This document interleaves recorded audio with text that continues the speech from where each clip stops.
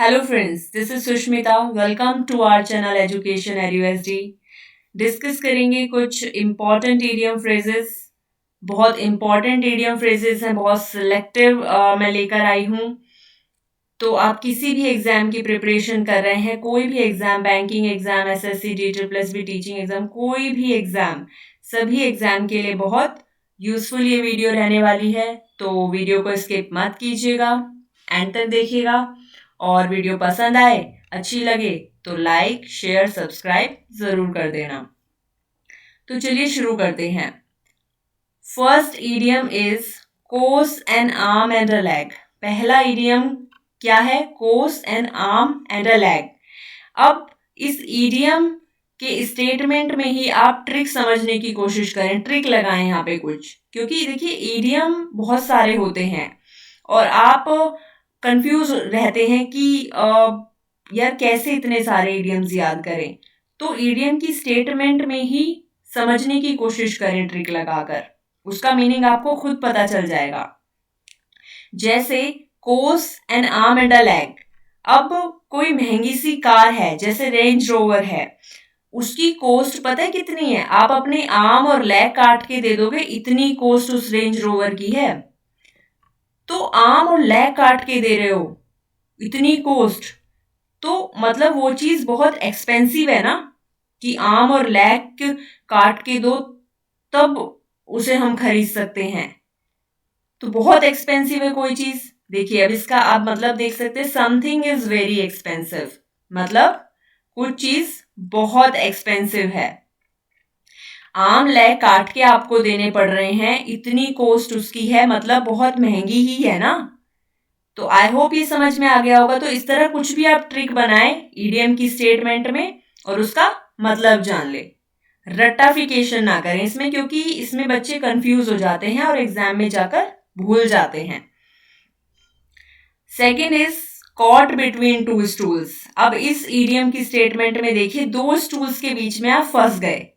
मतलब दो स्टूल्स हैं, दोनों स्टूल आपको बहुत ज्यादा अच्छे लग रहे हैं। अब आप कंफ्यूज हो गए कि यार ये वाला स्टूल लूं, ये वाला स्टूल लूं, मुझे तो दोनों ही अच्छे लग रहे हैं। तो आप क्या हो गए, दो अल्टरनेटिव्स को चूज करने के, मतलब कौन सा चूज करूं, आप फंस गए हो, एक दुविधा में पड़ गए हो, राइट। अब आप इसका मीनिंग देखिए यहाँ पर, when someone finds it difficult to choose between two alternatives।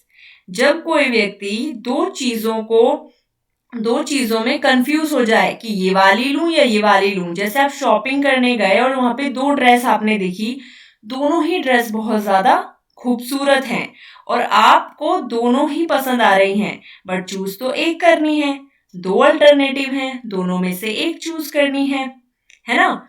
तो वहीं ये इडियम यूज होता है, कॉट बिटवीन टू स्टूल्स। दो चीजों के बीच में फंस गए, कौन सा चूज करें, दो अल्टरनेटिव आपके पास हैं, राइट। आई होप समझ में आ गए होंगे आपको ये इडियम्स। थर्ड इडियम देख लेते हैं, यू कांट जज a book by its cover. आप किसी भी बुक को, देखिए इस स्टेटमेंट में ही समझने की कोशिश करें इसका मीनिंग। आप किसी भी बुक को उसकी कवर से जज नहीं कर सकते। अगर किसी भी बुक का कवर बहुत खूबसूरत और बहुत अच्छा लग रहा है, तो जरूरी नहीं कि अंदर भी बहुत अच्छा अच्छा आपको मिलेगा। इसका मीनिंग देख सकते हैं यहाँ पर, आप समझ ही गए होंगे इसका मतलब कि कांट जज समथिंग प्रीमियरली ऑन अपीयरेंस। किसी को भी उसकी आउटर अपीयरेंस से जज ना करें कि बाहर से वो बहुत अच्छा है तो अंदर से भी वो बहुत अच्छा होगा। जैसे कोई व्यक्ति होता है, ठीक है, मैं बाहर से बहुत अच्छा अच्छा दिखा रही हूँ, जरूरी थोड़ी है कि मेरा मन भी बहुत साफ हो या मैं बहुत अंदर से अच्छी हूं। तो यू कांट जज a book by its cover. आप उस किसी भी बुक को उसके कवर से जज नहीं कर सकते कि अंदर क्या है, right. Fourth is burn the midnight oil. आप मिडनाइट ऑयल को बर्न कर रहे हो, मतलब आप देर तक जाग रहे हो, कल आपका एग्जाम है और आप क्या कर रहे हो, बर्न द मिडनाइट ऑयल। यार tomorrow is my exam and I have to burn the midnight oil. आज यार मुझे पूरी रात जागना पड़ेगा, उसे ही कहते हैं बर्न द मिडनाइट ऑयल। इसका मतलब आपको समझ में आ ही गया होगा, to walk late into the night, मतलब रात में देर तक जागना, देर तक काम करना। ध्यान रखिए कि यहाँ पर हार्ड वर्क से मतलब नहीं है कि हार्ड वर्क कर रहे हैं, हार्ड वर्क नहीं कर रहे हैं, देर तक जाग रहे हैं। बर्न द मिडनाइट ऑयल का मतलब है देर तक जागना, राइट। चलते हैं नेक्स्ट इडियम की तरफ, that is blessing in disguise. Blessing in disguise का मतलब है छिपा हुआ वरदान। मैं आपको बताती हूँ कि जैसे आपने एक एड देखा होगा, 5 स्टार, एक लड़का 5 स्टार चॉकलेट खा रहा होता है, ठीक है, चॉकलेट खा रहा है, वो बूढ़ी दादी बैठी होती है, उनकी छड़ी गिर जाती है। अब वो उस लड़के को कहती है, बेटा जरा मेरी छड़ी उठा दोगे, लेकिन लड़का तो अपनी चॉकलेट खाने में ही, उसे ध्यान ही नहीं है कि कौन क्या कह रहा है, ठीक है, सुनता ही नहीं है। बूढ़ी दादी को गुस्सा आ जाता है, वो खुद ही उठाने लग जाती हैं। जैसे ही वो छड़ी उठाने को आगे बढ़ती हैं, ऊपर से जहां वो बैठी होती है वो ऊपर से नीचे गिर जाता है, छत जो भी होती है, ठीक है। तो बूढ़ी दादी इतनी खुश होती है, कहते हैं थैंक यू बेटा, थैंक यू करती है उसका कि थैंक यू बेटा, तुमने छड़ी नहीं उठाई, अगर उठा लेते तो मैं तो गई थी आज। तो एक वरदान था ना जो छिपा हुआ था, वो समझ जाते हैं कि यार इसके पीछे भी कुछ अच्छा था। मतलब something good that is not recognised at first, कुछ अच्छा होता है जो एकदम से आपको पहचान में नहीं आता। ब्लेसिंग इन डिस्गाइज, छिपा हुआ वरदान, राइट, उसे ही कहते हैं ब्लेसिंग इन डिस्गाइज, छिपा हुआ वरदान। जब कुछ अच्छा होता है लेकिन अभी वो आपको दिखाई नहीं दे रहा, लेकिन थोड़े टाइम बाद आपको समझ में आ जाता है कि हाँ इसके पीछे कुछ अच्छा था। तो आई होप ये 5 इडियम समझ में आ गए होंगे। देखिए ट्रिक के साथ समझाने की मैंने कोशिश की है, तो रट्टाफिकेशन ना ही करें, मेरी कोशिश रहेगी। आप खुद से भी कुछ भी ट्रिक बना सकते हैं, ठीक है। इडियम की जो ये स्टेटमेंट्स हैं, इनमें ही कुछ ना कुछ आप समझने की कोशिश करें, यहीं से आपको मीनिंग समझ में आ जाएगा, राइट। तो चलते हैं नेक्स्ट इडियम की तरफ, that is 6th idiom, bite off more than you can chew. आपने इतना खाना ले लिया कि जितना आप चबा सकते हैं, जितना खा सकते हैं, उससे कहीं ज्यादा ले लिया। च्यू का मतलब चबाना ही तो होता है, बाइट का मतलब लेना। तो आपने इतना खाना ले लिया कि आप उसको जितना चबा सकते हो उससे भी कहीं ज्यादा ले लिया। तो यहाँ पे आप समझ सकते हैं कि आपने बहुत बड़ा काम ले लिया। आपने बहुत बड़ा काम, to take on a task that is way too big, आपने ऐसा काम ले लिया जो बहुत बड़ा काम है। खा तो आप इतना सा सकते हो, लेकिन खाने को बहुत सारा ले लिया, तो बहुत बड़ा ही काम ले लिया ना। तो इस तरह से हम इस इडियम के मीनिंग को समझने की कोशिश कर सकते हैं ट्रिक यूज करके। 7th is best thing since slice bread. Slice bread, bread देखिए स्लाइस में आती है ना, ऐसे करके आती है ब्रेड जो आती है इस तरह से, है ना। तो अगर ये स्लाइस में ना आती तो बहुत अजीब सी लगती, बट जिसने भी ये आइडिया दिया था कि इस तरह ब्रेड को पैकेट में स्लाइस में करके दो, तो बहुत अच्छा आइडिया था ना। ए गुड आइडिया और प्लान, देखिए इसका मतलब भी हमें पता चल गया, ए गुड आइडिया और plan. Best thing since slice bread, bread slice में आती हैं तो अच्छी लगती हैं। ये जो आइडिया जिसने भी दिया था बहुत अच्छा आइडिया था, बहुत अच्छा प्लान था। 8th is best of both world, मतलब आप रास्ते में कहीं से आ रहे हो, आपने पिज्जा खरीद लिया, अब आप घर गए तो मम्मी ने शाही पनीर बनाया हुआ था, ठीक है, तो आपके तो दोनों तरफ से ही चांदी चांदी हो गई है ना, दोनों हाथ में लड्डू।